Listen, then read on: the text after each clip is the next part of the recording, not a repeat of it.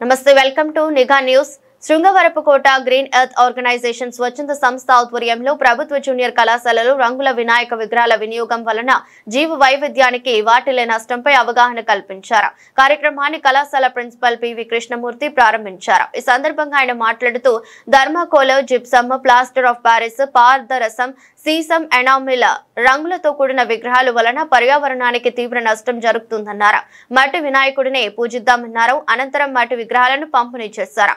NSS 2 యూనిట్ల programme అధికారులు D Dalibabu, T Srinu, అధ్యాపకులు వై ఉమామహేశ్వరి, కె బాలత్రిపుర సుందరిగా Sumathi, K Krishnakumari, G Rajani, P Kondalarao, S Ramarao, A Prabhash, వాలంటీర్లు, విద్యార్థులు పాల్గొన్నారు.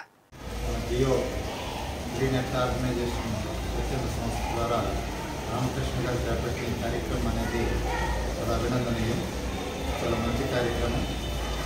ఇలాంటి కార్యక్రమాల వల్ల మా విద్యార్థుల్లో అలాగే మా అధ్యాపకుల్లో ఒక పర్యావరణం మీద ఒక రకమైన అవగాహన కలిగించేటట్టు ఇలాంటి కార్యక్రమాలు ఏర్పాటు చేయడం అనేది నిజంగా చాలా మంచి విషయం. కాబట్టి ఈ విధంగా ఈ సందర్భంగా వినాయక చవితి శుభాకాంక్షలు తెలియజేసుకుంటూ ఆయనకి మా కళాశాల తరఫున అభినందనలు తెలియజేసుకుంటూ థ్యాంక్ యూ.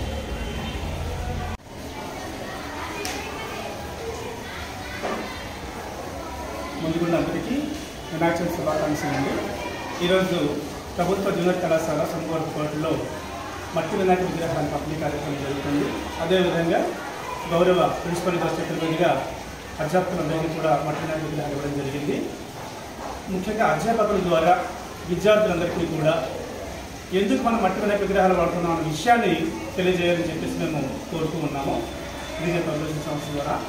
అదేవిధంగా ఎందుకంటే మనం ముఖ్యంగా plaster of Paris, gypsum, thermocol, మరి ఇతర ఆయిల్ పెయింట్స్తో కూడిన విగ్రహాలను మనం నిమజ్జనం చేయడం కారణంగా జలవనరులన్నీ కూడా నశించిపోతూ ఉన్నాయి, కాలుష్యం అయిపోతూ ఉన్నాయి.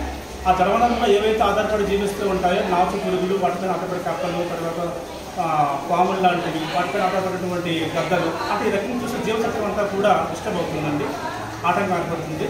కాబట్టి జీవచక్రం బాగుంటేనే జీవ వైవిధ్యం బాగుంటుంది. జీవ వైవిధ్యం అంటే అన్ని జీవులు కూడా ప్రపంచంలో జీవించగలగాలి, ఏ జీవి కూడా అంతరించుకోకూడదు.